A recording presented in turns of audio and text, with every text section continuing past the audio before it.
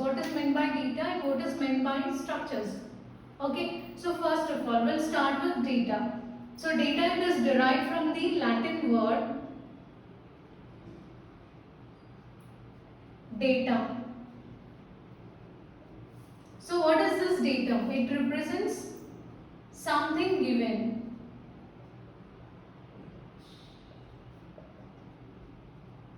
Okay, so we'll see what this something given, what it exactly means. So now, so this data, it can be in any form. So it can be either a number or it can be a text. So which can be represented as fact or any statement. So it can be a symbol or any character. Fine. So etc. So these are the different forms in which you can represent this data using which.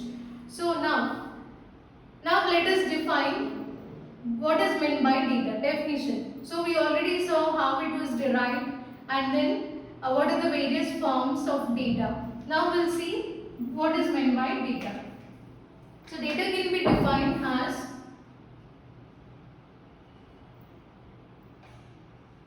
raw fact, or it can be unorganized data or unorganized content or unprocessed content.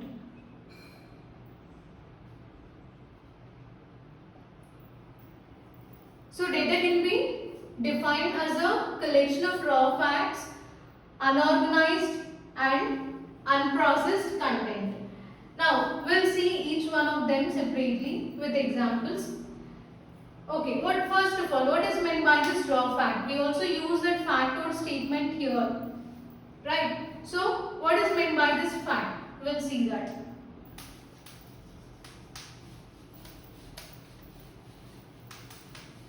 So let us take one statement like this. An apple a day keeps the doctor away.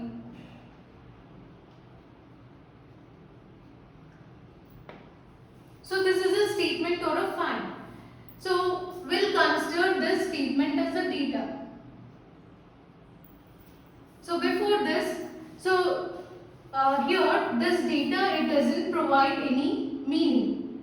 Fine. So data doesn't provide any meaning.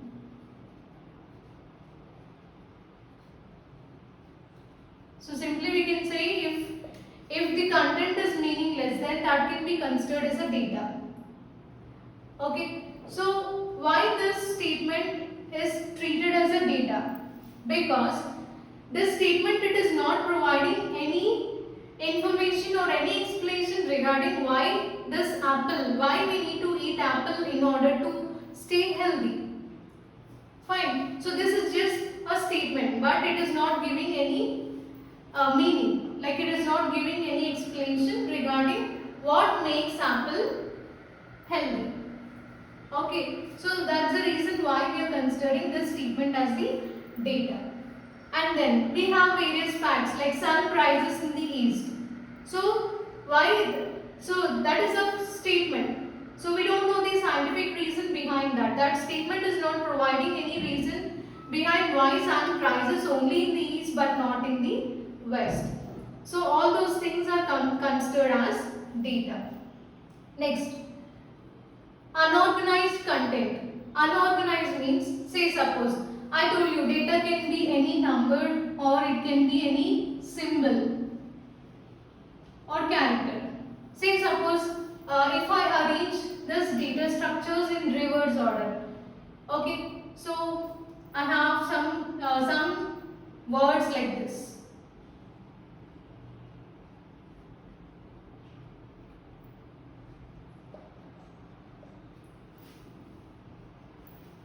So this is also data only because it is collection of characters. So character data can be represented as a character also. But is it providing any meaning?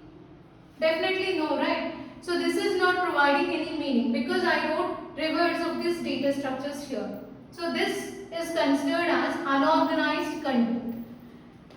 Okay, so unorganized data. And also, say suppose you have how your faculty are taking attendance. So if your roll numbers are not arranged in an order, then is it possible for your faculty to take attendance quickly? Say suppose this is your roll list, okay, and these are your registration numbers and these are your names, and here they are going to mark attendance. So say suppose if the roll list is not organized properly, 10, 2, 30, then 4, 1 and so on. They are arranged in a random fashion. So if the sheet or if the roll list is in this form, then your faculty takes more amount of time in order to find your roll number and mark attendance corresponding to that. Yes or no? See, when roll number 1 gives attendance, then she need to go through all the numbers in order to find this one, and she'll mark attendance there. If it is roll number 2, again here it is. Like that, if there are suppose 80 students in a class, then searching through all the roll numbers, searching each and every record and finding the required number and then marking attendance corresponding to that is very difficult, right? So such type of content we call it as unorganized data, unorganized content. So this is also an example of data. So this is not only in case of attendance, even in case of marks also same thing happen. So if you go and ask marks about regarding one subject, then if the roll numbers are not organized properly, then it takes more amount of time to find the corresponding record and to get that particular mark. So this is the reason why unorganized data is not allowed, or unorganized content is treated as a data which has no specific meaning. And what is the third one? Third one is unprocessed data. Unprocessed data means, say suppose, so tomorrow is your exam. What you will do? You will start reading. So how you will start reading? So you will collect data, you collect content from multiple sources. Yes or no? So you will collect data from multiple websites or various sources. It can be the YouTube channels or anything. And say you prepared 10 to 15 pages on one particular topic. So I gave you data structures. So I didn't mention anything like it should be definition or types of data structures, anything. I didn't give you anything. So based on this term, you just started. So I gave you introduction of data structures. That's the concept. So you started searching from multiple sources and you gathered some content out of it. So you prepared total 10 to 15 pages from that. Okay, so say definition, types of data structures and applications, etc. Next is your exam. So in exam paper, you got questions. So say the question is given like this: define data structure. Okay, define data structure, and it is given only for 2 marks. Then will you write the complete content which you gathered previously? No, right? So you won't write this 10 to 15 pages content for 2 marks because it is clear. They just asked you only the definition part but not the remaining things. So even though you gathered lot of content, so this content we call it as data. So this is an unprocessed or unstructured data. Okay. So data which is present in websites, that is an unstructured data. So you gathered lot of data, but still you will be writing only selected points from this. Even in definition also, if you gathered one paragraph which is having 15 lines, so you won't write 15 lines for 2 marks. So you will just pick only 5 to 6 lines which are more relevant and you will write it in the exam. So that is nothing but, so this we call it as meaningful information. meaningful content. So this we call it as data. Similarly, in the same way, just like how you will prepare for your exam, even a researcher will do the same thing. So what researcher will do during his research period? Say suppose his task is to write one research paper. He need to write a research paper. So for writing this, he will collect lot of information or lot of content regarding one particular topic. So will he use this complete content in this paper? No, he won't use everything because some data, some content might be useless. So he'll eliminate some parts. Okay, he'll eliminate some lines in this content and he'll divide the content into multiple sections like abstract, interaction, etc. So after division, again in abstract also he'll pick few selected sentences from this content and he'll write an abstract. Similarly, introduction part. Okay, so the whole content which he gathered we call it as data. Okay, so this is an unprocessed data. After this, the paper which he written, that becomes the processed data. Okay, similarly here also the student, so whatever the content which is written by the student in exam, it becomes processed data. And the content which is collected by him during preparation, it becomes unprocessed data. Hope you understood differences. So what is meant by raw fact? It's a sentence or any fact which doesn't provide any meaning, it's just a statement alone. So it won't give any explanation regarding why we need to eat apple in order to stay healthy. And then unorganized means if the letters or if the characters are not organized properly, then that actually won't give any meaning. So that is also data. And the third one is unprocessed data. So the data which is present in internet. So that data we call it as unprocessed or unstructured data. So if everything is arranged or if only few required sentences are collected from that content, then that becomes the processed data. So this is all about data. Even we have various examples like this. So say if I give you number like this 25 or 27. So can you tell me what this 27 represents? So we don't know because it is not providing any meaning, because we don't know if this 27 can be either age of a person or it can be temperature.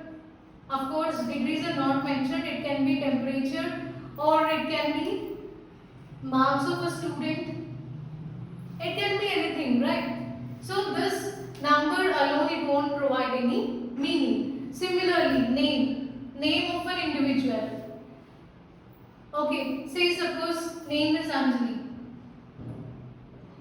So this Anjali, this name alone, it won't give any information about this individual. So she can be, it won't give information about her qualification or her age or her address, phone number, anything. It won't give anything like where she is studying or in which department she is studying, which course she took. All those things we don't know. So this is not considered as a meaningful content. So it comes under data again. So these are some of the examples of data.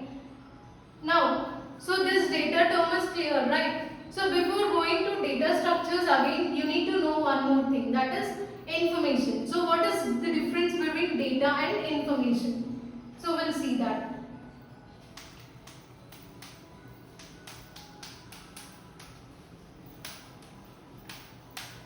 So information is reverse of data. We can actually say like that because information can be defined as a processed or organized data.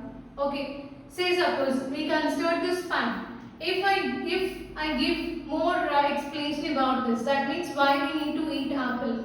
So because apple contains various minerals or it has vitamins. Okay, and fiber content is more. So all these things helps us to stay healthy. So if I provide all these things in the form of a context, then it gives us some meaningful information, right? So this we call it as information.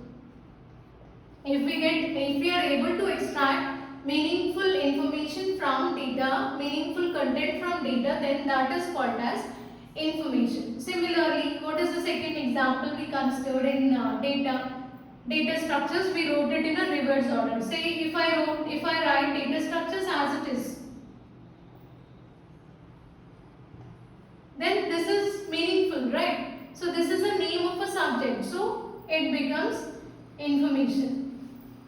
If I write it in reverse, then that is data. If I write it in a meaningful form, then that becomes information. And third example which we took. So this complete data which is collected by the student, it becomes unprocessed data, whereas the ones which selected lines which he wrote in exam, that becomes processed content, or it is a processed data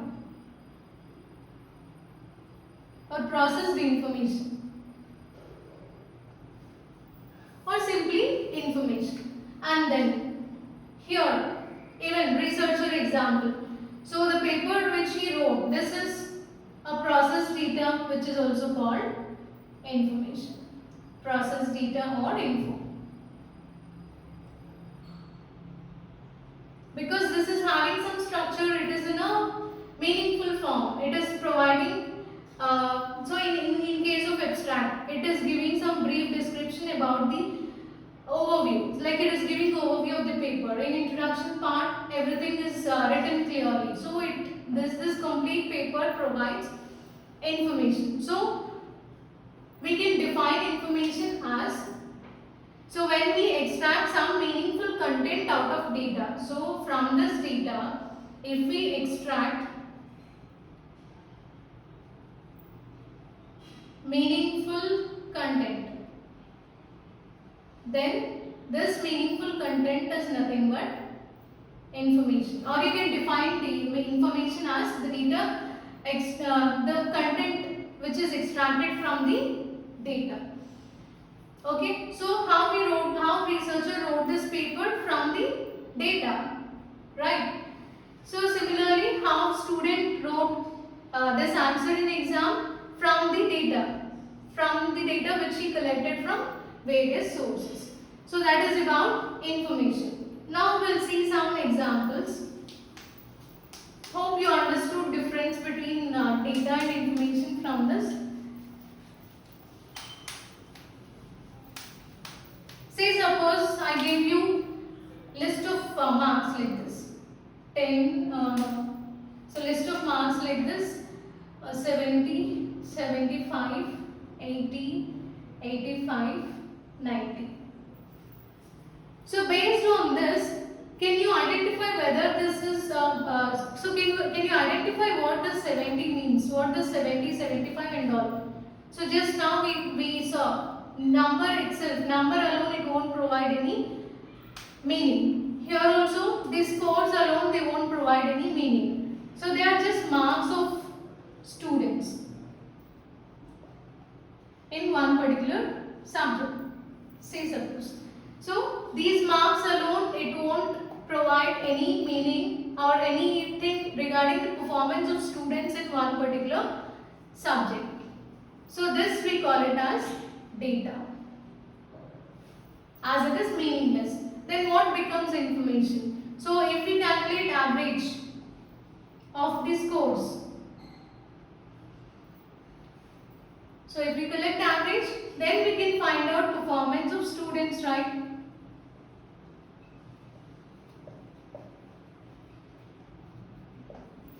So this performance it gives us topper of the class. So this is nothing but information. So how we got this information? From data only. If we don't have the scores, then how can we calculate average of scores? Okay. So information is extracted from data. Clear? And we can take other examples like timetable.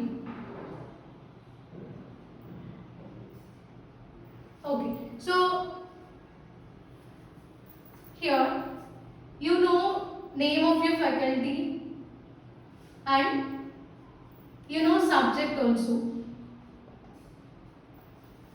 Okay, in one particular semester, but you don't know the time in which the faculty is going to take that particular subject. So can you attend the class? So based on these two things, you won't get any clarity. You don't know what to do because it actually won't provide any meaning. So this we call it as a data. Whereas timetable, if I give you timetable, so it gives you a clear picture regarding when to attend which class. Okay, you may have 5 to 6 subjects in your semester. So based on the timetable only you can attend those classes. So this timetable provides meaningful content. So this is called as information. Again, this timetable, how this timetable was prepared.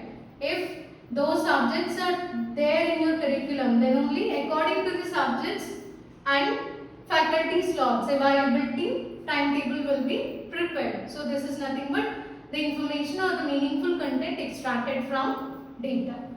And few more examples of merit list. So how can I get merit list of one particular class?